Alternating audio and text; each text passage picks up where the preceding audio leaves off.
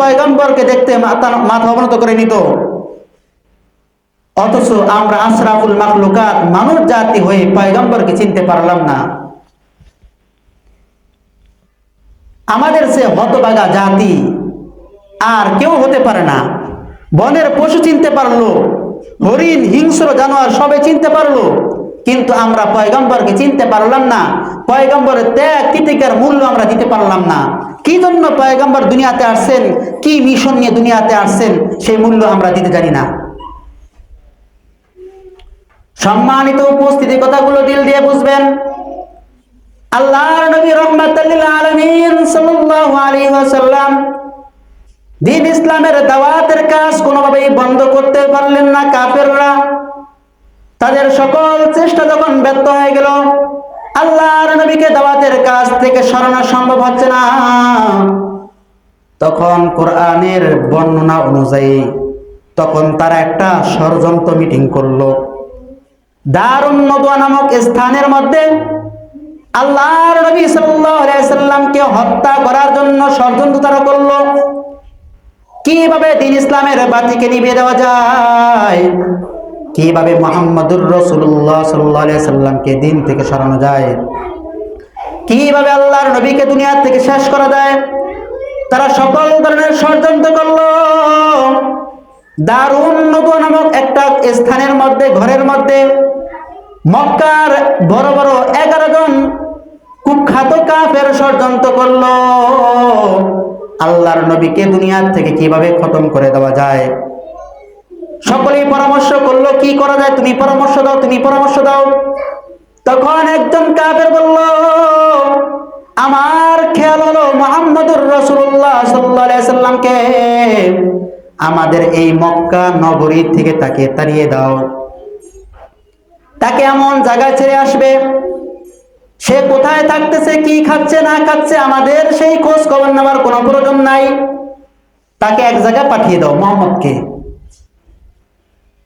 পাশের থেকে একজন বলল, না না না, মুহাম্মদুর রাসূলুল্লাহ সাল্লাল্লাহু আলাইহি সাল্লামকে যদি আমরা মক্কার বাইরে কোথাও ছেড়ে আসি, তাহলে সেই সমস্ত লোকদের সাথে সুসম্পর্ক করবে, সেই সমস্ত লোকদের সাথে বন্ধুত্ব আচরণ করবে, তাদের সাথে তাল মিলিয়ে আমাদের উপরে হামলা করবে, আমাদেরকে তারা কণ্ঠাসা করার চেষ্টা করবে।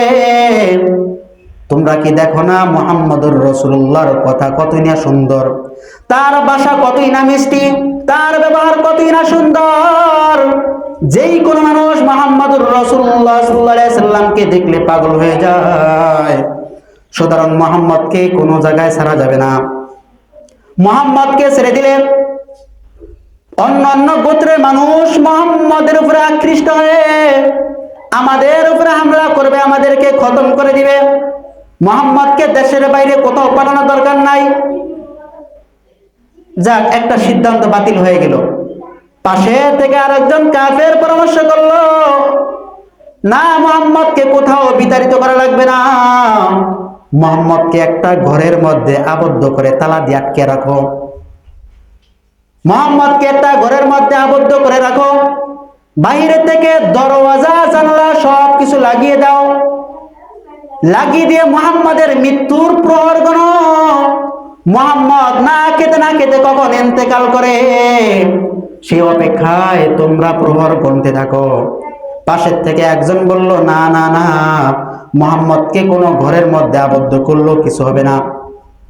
মুহাম্মদ এমন একটা শক্তি, যেই শক্তি দেওয়াল ছিদ্র করে তার সংবাদ পৌঁছে যাবে তার বন্ধু বান্ধবদের কাছে। বন্ধু বান্ধব যখন জানতে পারবে মুহাম্মদকে এই ঘরের মধ্যে আবদ্ধ করে রাখা হয়েছে, তখন মুহাম্মদের বাহিনী এসে ঘর ভেঙে মুহাম্মদকে উদ্ধার করবে, আমাদেরকে চিরতরে ধূলিসাৎ করে দিবে। মক্কার কাফেররা সর্বশেষ এই সিদ্ধান্ত তো রাজি হলো না, এই সিদ্ধান্তে রাজি হলো না। কোরআনে কারীম বলেন, সর্বশেষ একটা মাত্র সিদ্ধান্ত বাকি আছে। সেই সিদ্ধান্ত দিবে কে? সেই সিদ্ধান্ত দিবে ওই সময়কার সবচেয়ে জ্ঞানী গুণী ব্যক্তি, আল্লাহর নবী, যাকে উপাধি দিয়েছেন আবু জেহেল করে। আল্লাহর পয়গম্বর যাকে উপাধি দিয়েছেন আবু জেহেল করে, অনেক জ্ঞানী গুণী ছিলেন, কিন্তু দিন সম্পর্কে তার কোনো ধারণা ছিল না। দিন ইসলাম গ্রহণ না করার কারণে আল্লাহর পয়গম্বর তাকে আবু জেহেল উপাধি দিলেন। তাহলে তখন আর আবুল হাকাম থাকলো না, আবু জেহেল হয়ে গেল। এই আবু জেহেল, কুখ্যাত আবু জেহেল, আল্লাহর নবীর ব্যাপারে একটা সিদ্ধান্ত দিল। হে যুবক, তোমরা মন দিয়ে শোনো, তোমরা 3টা সিদ্ধান্ত করলে, 2টা সিদ্ধান্ত করলে, একটা সিদ্ধান্ত কোনো কাজে আসলো না। সর্বশেষ আমি আবু জেহেল একটা সিদ্ধান্ত করি, তোমরা কান খুলে শুনে রাখো। কি সিদ্ধান্ত, কি পরামর্শ বলেন? আপনি বলেন। আবু জেহেল তখন বলতে লাগলো, মক্কার সমস্ত গোত্র থেকে, মক্কার সমস্ত বংশ থেকে এক একজন করে নওজোয়ানকে প্রস্তুত করো, এক একটা বংশের থেকে এক একজন নওজোয়ানকে বাছাই করো, তার হাতে তরবারি দাও, তরবারি দিয়ে সকলে ঐক্যবদ্ধ হয়ে মুহাম্মাদের কাছে এগিয়ে যাও, তরবারি নিয়ে মুহাম্মদকে যেখানে পাও সেখানে হত্যা করে ফেলো। এই সিদ্ধান্ত যখন, এই পরামর্শ যখন দেওয়া হলো, তখন তাদের মিটিং ভেঙে দিল, বলল ঠিক আছে, আগের 2টা পরামর্শ বাতিল। আবু জেহেল যেই পরামর্শ দিয়েছে, পরামর্শ অনেক সুন্দর, অনেক চমৎকার। এই কথা বলে প্রত্যেকটা কুকুরের মতন ঘেউ ঘেউ ঘেউ ঘেউ করে তার ঘরে ঘরে ফিরে গেল। কিভাবে মুহাম্মদুর রাসূলুল্লাহ সাল্লাল্লাহু আলাইহি সাল্লামকে খতম করা যায়, কিভাবে দুনিয়ার থেকে ইসলামকে ধূলিসাৎ করে দেওয়া যায়। বন্ধু, আল্লাহর পয়গম্বর এমনি এমনি দুনিয়াতে ইসলাম কায়েম করেন নাই। আজকে আমাদের কাছে কোরআন এসেছে, হাদিস এসেছে, এমনি এমনি আসে নাই। আল্লাহর পয়গম্বরের জীবনের উপর অনেক বড় ঝুঁকি ছিল। কি মায়ার নবী, কি দয়ার নবী, আল্লাহর নবী তারপর কোনো বরদোয়া করলেন না, উম্মতের জন্য কোনো বরদোয়া করলেন না।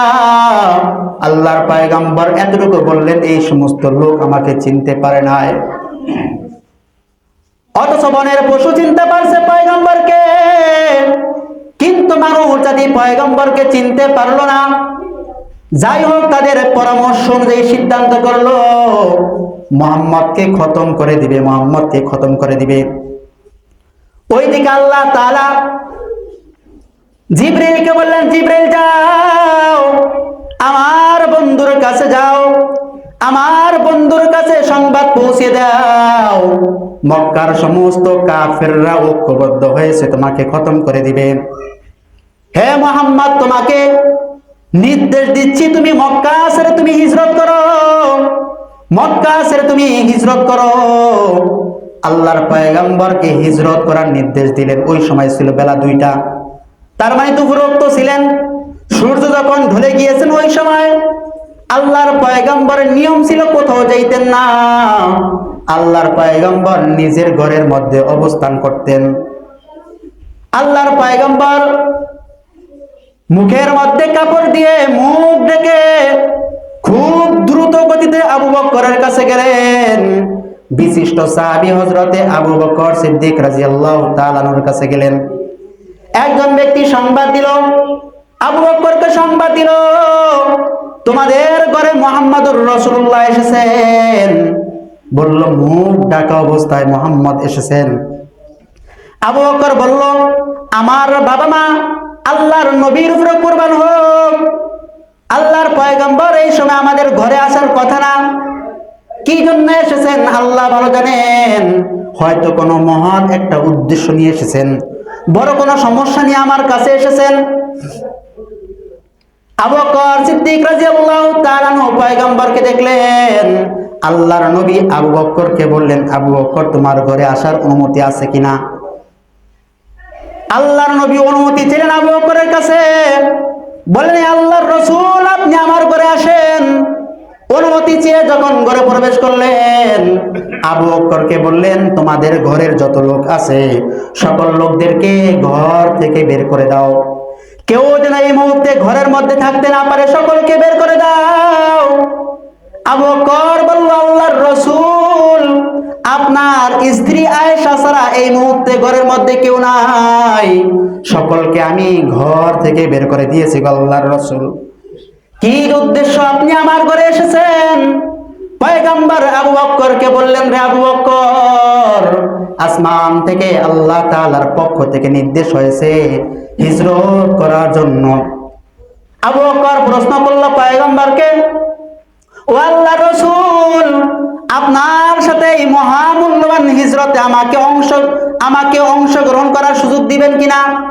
আল্লাহর পয়গম্বর আবু বকরকে বললেন, আবু বকর, তোমার জন্য উন্মুক্ত করে দেওয়া হলো, তুমি আমার সাথে সফরে যাবে, আমার সাথে হিজরতে অংশগ্রহণ করবে।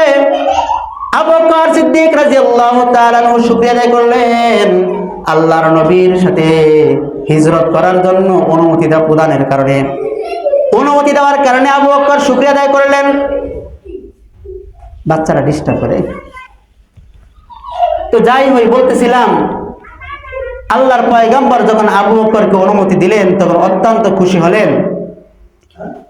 পয়গম্বরের সাহাবী আবু বকর ইতিপূর্বে যখন জানতে পারলেন হয়তো মুসলমানদের উপরে যেই পরিমাণ অত্যাচার নিপীড়ন চলছে, বারে বারে আগের থেকে আবু বকর বলল, হে আল্লাহর রাসূল, আমরা দেশ ছেড়ে অন্য কোথাও চলে যাই, অন্য কোথাও চলে যাই। আল্লাহর নবী বলল, না না না, যতক্ষণ না আল্লাহ তাআলার পক্ষ থেকে নির্দেশ না হয় ততক্ষণ পর্যন্ত এই মক্কা নগরীতে আমাদেরকে থাকতে হবে।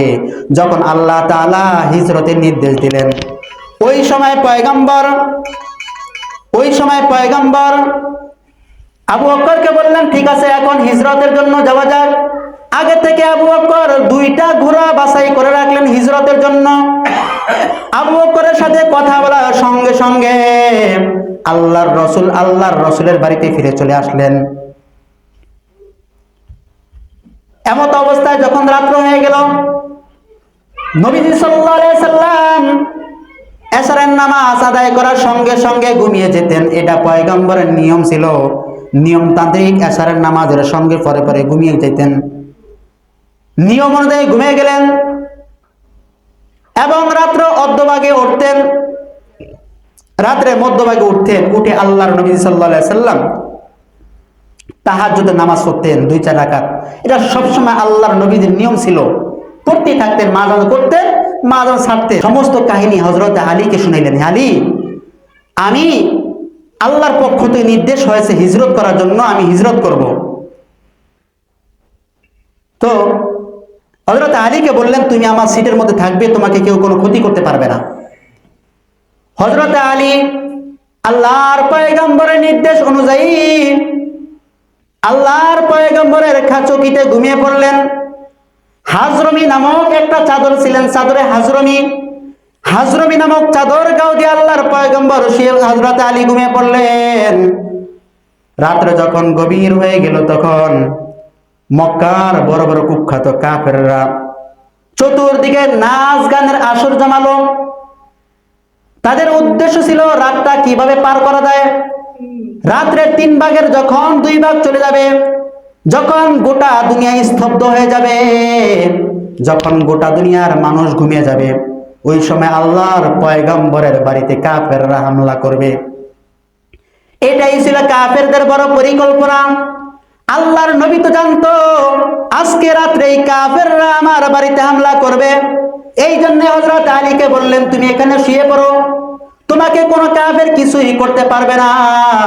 মক্কার কাফেররা একদিকে প্রস্তুতি নিচ্ছেন, কিন্তু আল্লাহর পয়গম্বরও প্রস্তুতি নিচ্ছেন, কিন্তু কেউ জানতে পারে না। আল্লাহর পয়গম্বরও প্রস্তুতি নিচ্ছেন, কাফেররা প্রস্তুতি নিল, গান বাজনার আসর জমালো। রাত্র যখন 2 ভাগ চলে আসলো, ওই সময় চতুর্দিক থেকে ঘেরাও করে ফেললো বাড়িটাকে, চতুর্দিকে ঘেরাও করে ফেললো। আল্লাহর পয়গম্বর ওই সময় আলীকে বললেন, আলী, আমার চাদর গাও দিয়ে তুমি শুয়ে পড়ো, তোমাকে কোনো ক্ষতি করতে পারবে না। আল্লাহর নবী রাহমাতাল লিল আলামিন সাল্লাল্লাহু আলাইহি ওয়াসাল্লাম আল্লাহর নবী সাল্লাল্লাহু আলাইহি ওয়াসাল্লাম ঘর থেকে যখন বের হলেন তখন এক মুষ্টি মাটি নিয়ে মাটির মধ্যে বললেন ওয়াজালনা মিন বাইনি আইদিহিম সাদ্দা ওয়া মিন খালফিহিম সাদ্দা ফাআগশাইনাহুম ফাহুম লা ইউমিনুন ওয়াজালনা মিন বাইনি আইদিহিম সাদ্দা ওয়া মিন খালফিহিম সাদ্দা ফাআগশাইনাহুম ফাহুম লা ইউবসিরুন। কোরআনে কারিমে আল্লাহর পয়গম্বরকে হত্যা করার বিবরণ দিচ্ছেন। ওয়াজালনা মিন বাইনি আইদিহিম সাদ্দা, আল্লাহর পয়গম্বর যখন তার ঘর থেকে বের হলেন, অতঃপর চতুর্দিকে মক্কার সমস্ত কাফের ঘরটাকে বেষ্টন করে রাখলো। এক মুষ্টি মাটি নিয়ে যখন ওয়াজালনা মিন বাইনি আইদিহিম সাদ্দা করলেন, এক মুষ্টি মাটি কাফেরদের দিকে নিক্ষেপ করে দিলেন। মক্কার সকল কাফেরদের চোখের মধ্যে গেল, তারা চোখ ডলাডলি করতে লাগলো। ওই ফাঁকে আল্লাহর নবী রাহমাতাল লিল আলামিন সাল্লাল্লাহু আলাইহি ওয়াসাল্লাম চলে গেলেন। সমস্ত কাফেরদের চোখের মধ্যে মাটি পড়ল, কেউ বুঝতে পারলো না। আল্লাহ তাআলা বলেন ওয়াজালনা মিন বাইনি আইদিহিম সাদ্দা, সাদ্দুন শাব্দিক অর্থ হলো দেওয়াল, প্রাচীর। আমি তাদের মধ্যখানে, তাদের সামনে, তাদের পিছনে প্রাচীর দ্বারা বেষ্টন করে দিলাম, দেওয়াল দ্বারা বেষ্টনী করে দিলাম। তাদেরকে আমি আত্মগোপন করে দিলাম, তারা যেন পয়গম্বরকে দেখতে না পারে। সুবহানাল্লাহ, আল্লাহর নবীকে যেন তারা দেখতে না পারে, চতুর্দিকে তাদেরকে দেওয়ালের মতন করে আটকে দিলেন। আল্লাহ নবী সাল্লাল্লাহু আলাইহি ওয়াসাল্লাম ঘর থেকে বের হয়ে সঙ্গে সঙ্গে আবু বকর সিদ্দিক রাদিয়াল্লাহু তাআলা আনহুর ঘরে গেলেন। আবু বকর সিদ্দিক রাদিয়াল্লাহু তাআলা আনহুর ঘরে গিয়ে ওই সময় আবু বকর প্রস্তুত, আল্লাহর রাসূলকে নিয়ে যাবেন, আগের থেকে সিদ্ধান্ত। সঙ্গে সঙ্গে পয়গম্বর আবু বকরের ঘরে গিয়ে পিছনের যেই জানালা ছিল, জানালা খুলে বের হয়ে চলে গেলেন। হে আমার মা বোন, প্রশ্ন আসতে পারে আল্লাহর পয়গম্বর পিছনের জানালা দিয়ে কেন চলে গেলেন? কারণ হলো আরবের মানুষ এত চালাক ছিল, এত তাদের মেধা, এত তাদের জেহেন শক্তি প্রখর ছিল। কোন ব্যক্তি কোন জায়গা দিয়ে হেঁটে হেঁটে গেছে, এটা কার পায়ের ছাপ, এই কথা মক্কার লোকেরা বলতে পারতো। অথচ আমরা একটা জিনিস দেখলে আমরা বুঝতে পারি না, পায়ের ছাপ দেখে অনুমান করতে পারতো এটা মুহাম্মদ, এটা আবু বকর পায়ের ছাপ, এটা আব্দুল্লাহর পায়ের ছাপ, এটা আব্দুল্লাহ ইবনে ওমরের পায়ের ছাপ।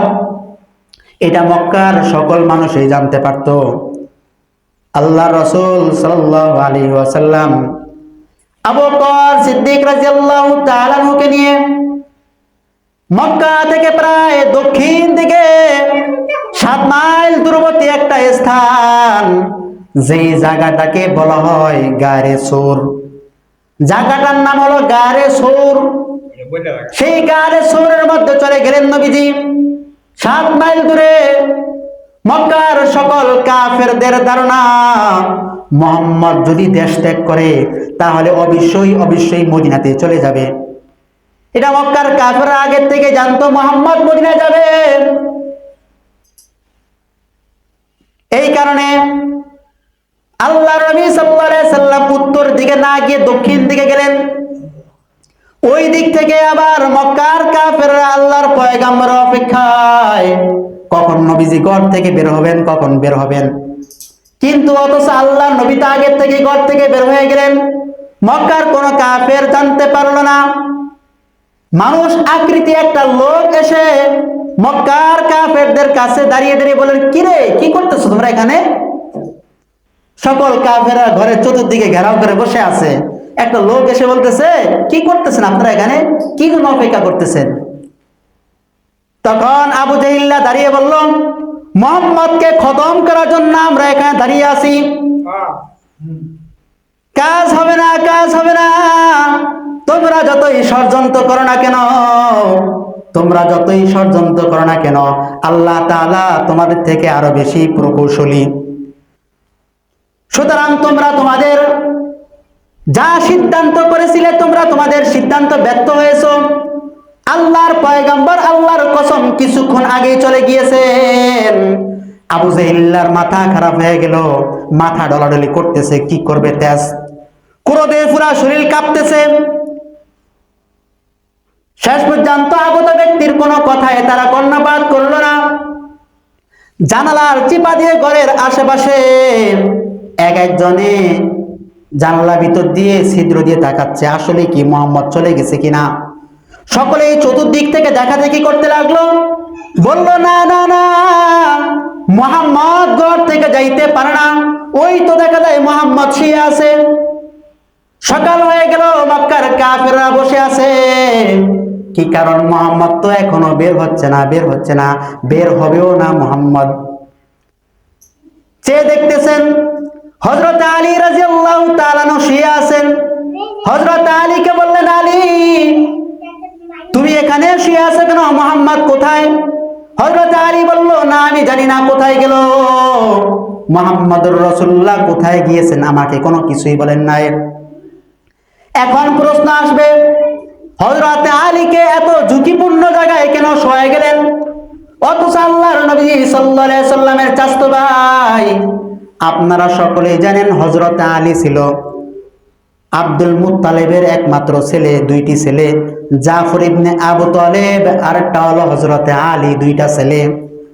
হযরত আলীকে এত ঝুঁকিপূর্ণ স্থানে কেন রেখে গেলেন? তার একমাত্র কারণ হলো বন্ধু, কথা বললে কথা অনেক লম্বা হয়ে যাবে। মক্কার সমস্ত কাফেররা যদি আল্লাহর নবীজি সাল্লাল্লাহু আলাইহি সাল্লামকে দেখতে পারতো না, ঈমান আনতো না, কিন্তু তারা তাদের সকল মালামাল, হীরামণি, মুক্তা, টাকা পয়সা সবকিছু আল্লাহর নবীর কাছে আমানত রাখতো। মক্কার সকল মানুষগণ আল্লাহর নবীকে আমানতদার মনে করত। কি মনে করত? কি মনে করত? নবীজিকে আমানতদার মনে করত, বিশ্বাসী মনে করত। একটা কিছু দিলে মুহাম্মদ নষ্ট করবে না, মুহাম্মদ নিয়ে পালায়ন করবে না। এই জন্য মক্কার কাফেররা তাদের মূল্যবান জিনিসগুলো আল্লাহর নবীর কাছে আমানত রাখতো। আল্লাহর নবী সাল্লাল্লাহু আলাইহি সাল্লাম হযরত আলীকে বললেন, আলী আমি যদিও মক্কা ছেড়ে চলে যাইতেছি, তোমার কাছে মক্কার সকল মানুষদের আমানত, যার যেই আমানত আছে প্রত্যেকের আমানত প্রত্যেকের কাছে পৌঁছে দিবে। এই জন্যই হযরতে আলীকে নিজের বেডিংয়ে শুয়ে রাখতে বললেন, নিজের বেডিংয়ে শুয়ে থাকতে বললেন। এইদিকে চতুর্দিক থেকে কাফেররা খুঁজতে লাগলো, মুহাম্মদ কোথায় গেল, মুহাম্মদ কোথায় গেল। পায়ের ছাপ অনুমান করতে করতে গাড়ে সোর পর্যন্ত চলে গেলেন। মুহতারাম হাজরিন, কথা অনেক লম্বা, অনেক লম্বা, ইতিহাসের কিতাব অনেক লম্বা করে তুলেছেন। সময় সংক্ষেপের কারণে কথাও সংক্ষেপ করতেছে বন্ধু। আল্লাহর নবীজি গাড়ে সোরে চলে গেলেন। ওরা খুঁজতে খুঁজতে আল্লাহর নবীজির গাড়ে সোর পর্যন্ত চলে গেলেন। আল্লাহর নবী যখন গাড়ে সোরে উঠলেন, পাথরগুলো ছিল অনেক ধারালো, অনেক ধারালো, বেলেটের মতন পাথর ছিলেন। আল্লাহর নবীজির পায়ের ছাপ যেন তারা বুঝতে না পারে, এই জন্য পায়ের আঙ্গুলের উপরে ভর করে গাড়ে সোর নামক পাহাড়ের মধ্যে উঠলেন। আগে বলেছিলাম গাড়ে সোরের যে পাথর ছিল, পাথরগুলো ছিল অনেক ধারালো। আল্লাহর নবীজির পায়ের আঙ্গুলগুলো কেটে ক্ষত বিক্ষত হলো, পাও থেকে অনেক রক্ত ঝরলো। হযরতে আবু বকর সিদ্দিক রাদিয়াল্লাহু তাআলা আনহু গাড়ে সোরে যখন উঠলেন, আল্লাহর নবীজি গাড়ে সোর নামক যে গর্ত আছে, গর্ততে নামতে চাইলেন। আবু বকর বললেন, না না না, ও আল্লাহর রাসূল, আপনি গর্ততে নামবেন না। আমি আবু বকর আগে গিয়ে পরীক্ষা করে দেখি জায়গাটা ঠিক আছে কিনা। আবু বকর তখন ঢোকার পরে দেখলেন সেখানে অনেকগুলো মাকড়সার জাল, সঙ্গে সঙ্গে অনেকগুলো ছিদ্র। সকলগুলো ছিদ্র তার কাপড় ছিঁড়ে ছিঁড়ে গর্তগুলোকে বন্ধ করে দিলেন বন্ধু। কিন্তু একটা মাত্র গর্ত বাকি ছিল, যেই গর্তটাকে বন্ধ করার জন্য কোনো কাপড় ছিল না। আবু বকর সিদ্দিক রাদিয়াল্লাহু তাআলা আনহু তার পায়ের আঙ্গুল দিয়ে ওই গর্তটাকে চেপে ধরলেন এবং আল্লাহর নবীকে বললেন, ও আল্লাহর নবী, আপনি আসুন, এখন গাড়ে সোর নামক গর্তের মধ্যে অবতরণ করুন। আল্লাহর নবীকে আবু বকর বললেন, আল্লাহর নবীকে আবু বকর বললেন, ও আল্লাহর নবী, আপনি আমার কোলের মধ্যে ঘুমিয়ে পড়ুন। আবু বকর সিদ্দিক রাদিয়াল্লাহু তাআলা আনহুর কোলের মধ্যে বিশ্ব নবী ঘুমিয়ে পড়লেন। অমত অবস্থায় তখন গর্তর যে ছিদ্রের মধ্যে আবু বকর সিদ্দিক পাও দিয়েছিলেন, সেই বিষাক্ত ওই ছিদ্র থেকে একটা বিষাক্ত সাপ আবু বকরকে কামড় দিয়েছিলেন। আবু বকর সহ্য না করতে পেরে কোনো আওয়াজ করলেন না, যেন পয়গম্বর ভাঙ্গে। আবু বকরের চক্ষু দিয়ে পানি পড়তেছেন, এক ফোঁটা চোখের পানি আল্লাহর পয়গম্বরের চেহারা মোবারকের মধ্যে পড়ে যাওয়ার সঙ্গে সঙ্গে পয়গম্বরের ঘুম ভেঙে গেল। ও আবু বকর, কেন কাঁদতেছ? কি জন্য তুমি কাঁদতেছ? তোমার কাঁদার কারণ কি? বিশ্বনবী সাল্লাল্লাহু আলাইহি সাল্লামকে উত্তর দিল আল্লাহর পয়গম্বর, একটা মাত্র গর্ত বাকি ছিল, কাপড় না থাকার কারণে আমার পায়ের আঙ্গুল দিয়ে গর্তটাকে ঢাকলাম, ভিতর থেকে একটা বিচ্ছু এসে আমাকে কামড় দিল। পয়গম্বর সঙ্গে সঙ্গে তার মুখ থেকে লালা নিয়ে আবু বকর সিদ্দিক রাদিয়াল্লাহু তাআলা আনহুর ক্ষত স্থানের মধ্যে লাগিয়ে দিলেন, সঙ্গে সঙ্গে সকল ধরনের বিষ দূর হয়ে গেল। সুবহানাল্লাহ। ইতিমধ্যেই যেই বিচ্ছুরা কামড় দিয়েছেন আবু বকরকে, পয়গম্বরের কাছে এসে বললেন, পয়গম্বর বেয়াদবি মাফ করবেন গো পয়গম্বর, আমি জানতাম মক্কার কাফেরদের নির্যাতন সহ্য না করতে পেরে, মক্কার কাফেরদের অত্যাচার সহ্য না করতে পেরে আপনি এক সময় না এক সময় এই গারে সোর নামক গর্তের মধ্যে আপনি আসবেন। তাদের থেকে আত্মগোপনের জন্য দীর্ঘদিন আগের থেকে আমি প্রহর গুনতেছিলাম, বিশ্ব নবী মুহাম্মদুর রাসূলুল্লাহ কখন আসবে, দীর্ঘদিনের প্রহর গুনতেছিলাম, এক নজর বিশ্ব নবী মুহাম্মদুর রাসূলুল্লাহকে দেখব, এক নজর মুহাম্মদুর রাসূলুল্লাহ সাল্লাল্লাহু আলাইহি সাল্লামকে দেখব। হে আল্লাহর পয়গম্বর, আপনার এই সাহাবী পায়ের আঙ্গুলের মাধ্যমে গর্তটাকে ঢেকে দিল, যার কারণে আমি আপনাকে দেখতে পারি নাই, এই জন্য আমি রাগান্বিত হয়ে তাকে কামড় দিয়েছিলাম। যদি সে তার পাওটা সরিয়ে ফেলে তাহলে বিশ্ব নবীকে যেন আমি একবার দেখতে পারি। হে আল্লাহর পয়গম্বর, বেয়াদবি মাফ করবেন, আপনাকে মূলত দেখার জন্য রাসূলুল্লাহ সাল্লাল্লাহু আলাইহি ওয়াসাল্লাম দীর্ঘ 3 দিন মক্কার কাফেরদের থেকে বাঁচার জন্য সেই গর্তের মধ্যে অবস্থান করতে লাগলেন। আবু বকর সিদ্দিক রাদিয়াল্লাহু তাআলা আনহুর ছেলে আব্দুর রহমান প্রতিদিন রাতে আল্লাহর নবীজির কাছে আসতেন, খাবার দাবার যা লাগতো সব কিছু নিয়ে আসতেন, যা যা লাগতেন সব কিছু দিয়ে যাইতেন। সেহরির আগ মুহূর্তে আবার চলে যেতেন। মক্কার কাফেররা কি কি ষড়যন্ত্র করে সবকিছু রাত্রের প্রথম ভাগে এসে পয়গম্বরকে জানিয়ে দিতেন, ও আল্লাহর পয়গম্বর, মক্কার বর্তমান অবস্থা এই ধরনের, তারা এই চক্রান্ত করতেছে, ষড়যন্ত্র করতেছে। খাবার যা লাগতো সব কিছু আল্লাহর পয়গম্বরের জন্য নিয়ে আসতেন। যখন মক্কার অবস্থা ঠান্ডা হয়ে গেল, রাসূল আকরাম সাল্লাল্লাহু আলাইহি ওয়াসাল্লাম একটা ব্যক্তিকে, পথ প্রদর্শনকারী একজন ব্যক্তিকে একটা উট নিয়ে আসার জন্য বললেন, ঘোড়া নিয়ে আসার জন্য বললেন। ঘোড়া যখন নিয়ে আসলেন, এই ঘোড়ার উপরে আরোহণ করে হযরত আবু বকর আল্লাহর পয়গম্বর দুইজনে মদিনার উদ্দেশ্যে রওনা দিলেন। মাঝখান দিয়ে অনেক কথা ছেড়ে দিলাম সময় সংক্ষেপের কারণে। মদিনার পথে যখন রওনা দিলেন, যেতে যেতে যেতে যেতে একজন সাহাবীর বাড়ি নজরে পড়ল। সেখানে গিয়ে বলল, আপনাদের কাছে খাবারের মতন কিছু আসেনি। অথচ সেই মহিলা ছিল ওই যুগের মধ্যে অনেক বড় দানবীর, অনেক মেহমান নওয়াজ মহিলা। অপেক্ষা করতো কখন এখান দিয়ে একটা মেহমান যাবে, এই অপেক্ষাই সব সময় প্রহর গুনতেন কোন সময় মেহমান যাবে।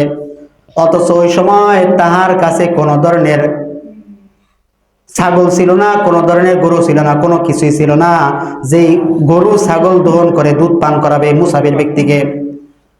আল্লাহর পয়গম্বরের নজরে পড়ল একটা ছাগল, অসুস্থ একটা ছাগল, দুর্বল ছাগল। মহিলাকে বলল, আপনার কাছে কোনো ছাগল আসেনি? বলল, না না না। বলল, এই দেখা যায় একটা ছাগল। আল্লাহর নবীকে জবাব দিয়ে বললেন, ও আল্লাহর নবী, এই ছাগলটার শরীরে শক্তি সামর্থ্য কোনো কিছুই নাই। আল্লাহর পয়গম্বর ছাগলটা ধরলেন, তার দহনের মধ্যে যখন হাত দিলেন, সঙ্গে সঙ্গে দুধ ভরে গেল এবং বড় একটা পাত্রের মধ্যে দুধ দহন করলেন। সাহাবায়ে কেরাম পান করলো। যেই ব্যক্তি রাস্তা দেখায় সেই ব্যক্তি পান করলো এবং ওই মহিলা পান করলো, অনেকগুলো দুধ বেঁচে গেল। অতঃপর তার স্বামী যখন আসলো, আসার পরে দেখলো একটা পাত্রের মধ্যে অনেকগুলো দুধ।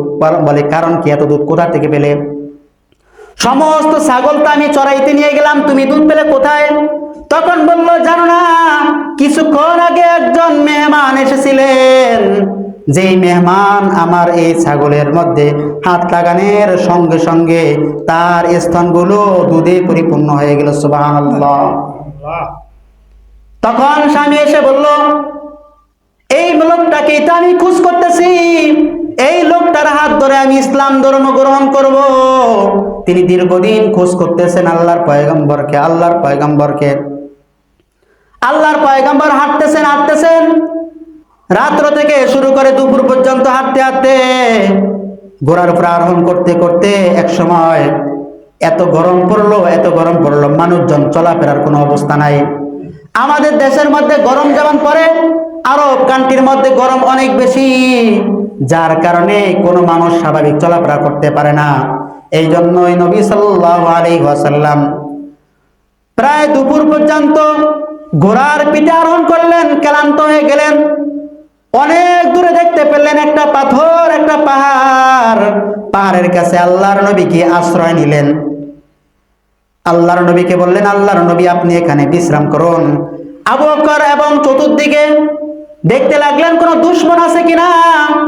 অনেকক্ষণ পরে দেখলেন একজন ব্যক্তি আসতেছেন, আল্লাহর পয়গম্বরকে শোয়ানো থাকা অবস্থায় একজন লোক আসতেছেন। তখন বললেন, আপনার পরিচয় কি? আপনি কাদের লোক?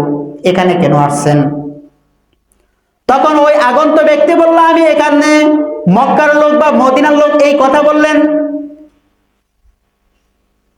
সেই লোকটা ছিল রাখাল ব্যক্তিকে আবু বকর বলল, ওই রাখাল ভাই আপনার কাছে একটু দুধ হবে কিনা?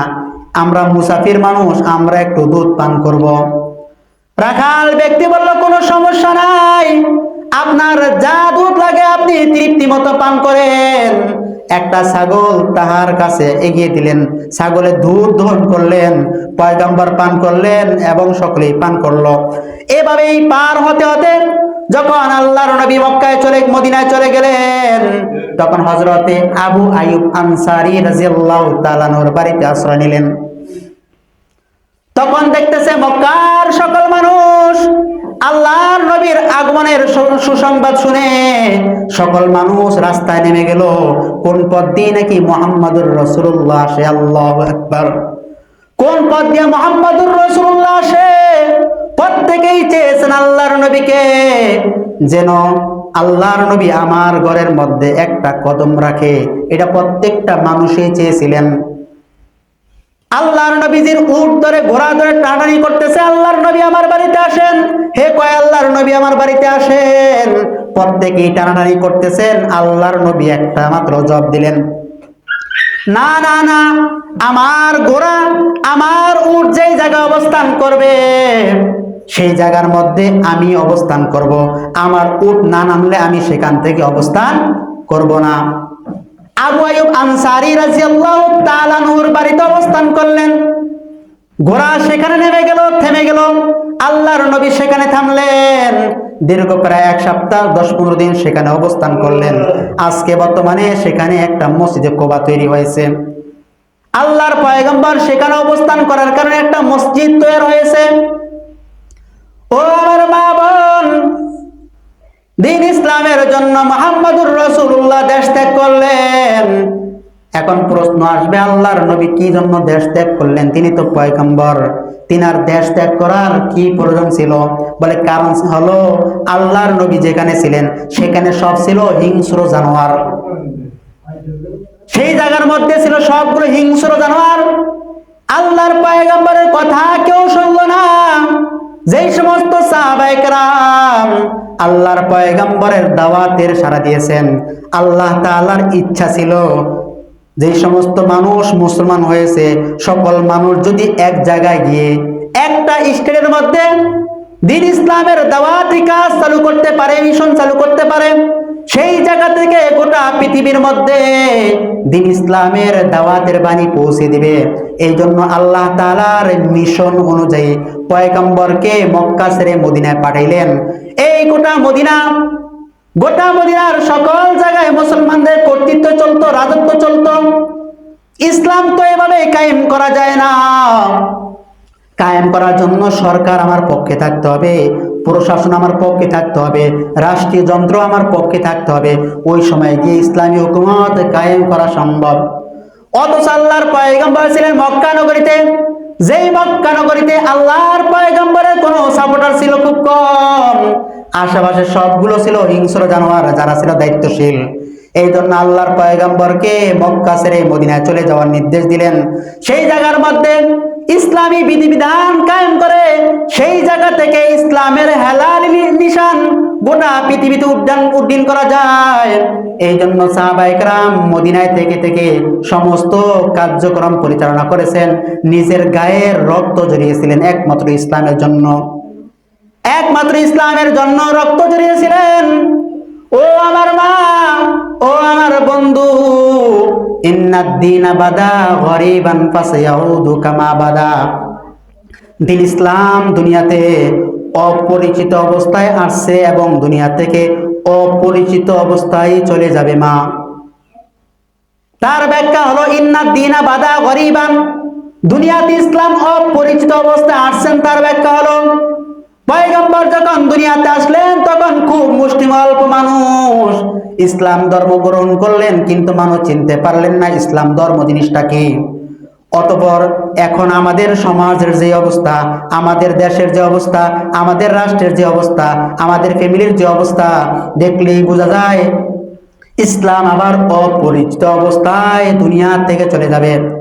আমরা আমাদের লেবাসের দিকে তাকাই, আছে আমাদের লেবাসের মধ্যে পয়গম্বর আদর্শ, আছে আমাদের নামাজ, আছে আমাদের রোজা। আজকে আমাদের হাজারো মা বোন আছে নামাজ নাই, রোজা নাই, স্বামীর সাথে খারাপ ব্যবহার, খারাপ আচরণ। শুধুমাত্র নারী নয়, পুরুষও এই কাজ করে। পুরুষরাও নামাজ পড়ে না, রোজা রাখে না, হজ করে না, স্ত্রীর সাথে ভালো আচরণ করে না, পয়গম্বরের নির্দেশ মানে না। অথচ দেখলে বোঝা যায় আল্লাহর পয়গম্বর যেই মকসদ নিয়ে, যেই টার্গেট নিয়ে দুনিয়াতে আসলেন, অথচ সেই টার্গেট মকসদ আমাদের যুগে বাস্তবায়ন হচ্ছে না। ও আমার মা বোন, যেই উদ্দেশ্যে পয়গম্বর আসলেন, বিদায় হজের ভাষণে আল্লাহর নবী সাল্লাল্লাহু আলাইহি ওয়াসাল্লাম বলেন, আল ইয়াউমা আকমালতু লাকুম দীনাকুম ওয়া আতমামতু আলাইকুম নিয়ামাতি ওয়া রাদিতু লাকুমুল ইসলাম দীনা। আজকে দ্বীন ইসলাম পরিপূর্ণ হয়ে গিয়েছেন। দ্বীন ইসলাম যখন পরিপূর্ণ হয়ে গিয়েছেন, সকল সাহাবায়ে কেরামদেরকে সম্বোধন করে বললেন, ও আমার সাহাবায়ে কেরাম, দীর্ঘ 23 বছর নিজের শরীরের রক্ত জড়াইলাম, নিজের শরীরের ঘাম জড়াইলাম, নিজের আরামের ঘুম হারাম করলাম, সাহাবায়ে কেরামদের রক্ত জমিনে ঢেলে দিলাম। এত কষ্ট করার পরেও আজকে দ্বীন ইসলাম পরিপূর্ণ করে তোমাদের কাছে রেখে যাচ্ছি, বা তোমাদের কাছে দ্বীন ইসলাম রেখে যাচ্ছি। তোমরা দ্বীন ইসলামকে যত্নের সাথে পালন করবে। সকল সাহাবায়ে কেরামকে সম্বোধন করে বললেন, আমি কি তোমাদের কাছে আল্লাহর বাণী শুনাইছি? সকল সাহাবায়ে কেরাম বললেন, ও আল্লাহর রাসূল, আপনার দায়িত্ব আপনি ঠিকঠাক মতো আদায় করেছেন। আল্লাহর পয়গম্বর সাল্লাল্লাহু আলাইহি ওয়াসাল্লাম আবার প্রশ্ন করলেন, আমার দায়িত্ব কি আমি তোমাদের কাছে সঠিকভাবে পৌঁছিয়েছি কিনা? সকলে বলল, আল্লাহর রাসূল, সঠিকভাবে আপনি আমাদের কাছে দায়িত্ব পৌঁছিয়েছেন, যেই দায়িত্ব আসমান থেকে আপনাকে আল্লাহ তাআলা দিয়েছেন। আবার প্রশ্ন করলেন, আমি কি আমার দায়িত্ব তোমাদের কাছে শুনিয়েছি কিনা? সকলে বললেন, হ্যাঁ আল্লাহর রাসূল, আমরা তো বললাম আপনি আপনার দায়িত্ব আমাদের কাছে পৌঁছিয়েছেন। তৃতীয়বার আল্লাহর নবীজি বললেন, তোমরা সাক্ষী থেকো, আমি তোমাদের কাছে ইসলামের দাওয়াতের বাণী সব পৌঁছে দিয়েছি। কালকে হাসরের ময়দানে আল্লাহর আদালতে আমার বিরুদ্ধে যেন তোমরা মামলা দায়ের না করতে পারো, আল্লাহর আদালতে যেন অভিযোগ না করতে পারো, এই জন্য আমি তোমাদের কাছে এখনই স্বীকারোক্তি নিয়ে নিয়েছি, যেন তোমরা ইন্তেকালের পরে হাসরের ময়দানে কথা অস্বীকার করতে না পারো। আল্লাহর নবী সাল্লাল্লাহু আলাইহি ওয়াসাল্লাম বললেন, আমি তোমাদের কাছে কয়েকটা জিনিস রেখে যাচ্ছি। তারাকতু ফীকুম আমরাইন লা তাদিল্লু মা তামাসসাকতুম বিহিমা। তারাকতু ফীকুম আমরাইন, আমি তোমাদের কাছে মাত্র দুইটি জিনিস রেখে যাইতেছি। লা তাদিল্লু মা তামাসসাকতুম বিহিমা, যেই দুইটা জিনিস তোমরা গ্রহণ করলে সমাজের কোন মানুষ, পরিবারের কোন মানুষ, কোন ব্যক্তি গোমরা হবে না, পথভ্রষ্ট হবে না। আল্লাহর নবী বলেন সেই দুইটা জিনিস কি? কিতাবাল্লাহি ওয়া সুন্নাত রাসূলি। এক নাম্বার হলো আল্লাহ তাআলার কোরআন। যতদিন আল্লাহর কোরআন তোমরা লালন করবে, ধারণ করবে, কোরআনের বিধান অনুযায়ী মানবে, ততদিন তোমরা গোমরাহ হবে না, পথভ্রষ্ট হবে না। আল্লাহর পয়গম্বর দ্বিতীয় বললেন ও সুন্নাত রাসূলি, আমি মুহাম্মদুর রাসূলুল্লাহ সাল্লাল্লাহু আলাইহি ওয়াসাল্লামের আদর্শ তোমরা যদি তোমাদের মধ্যে লালন করতে পারো, আমি যেভাবে বলেছি সেভাবে চলতে পারো, তাহলে তোমরা কখনো গোমরাহ হবে না। ও আমার মা বোন, ইসলামের জন্য কত রক্ত ঝরালেন, অথচ আমরা ইসলামের কোন বিধানের দাঁড় ধরি না। মা বোনদের কাছে আমার অনুরোধ থাকবে গো মা, দুইটা পায়ে ধরে বলি, হাতে ধরে বলি, যুবক বন্ধু তোমার হাতে ধরে বলি, পায়ে ধরে বলি, বন্ধু গো নামাজটা ছেড়ে দিও না, নামাজ তুমি ছেড়ে দিও না, রোজা ছেড়ে দিও না, তোমার অন্য ইবাদত বন্দেগী ছেড়ে দিও না, পর্দা ছেড়ে দিও না। সমাজের কথা কি বলবো বন্ধু?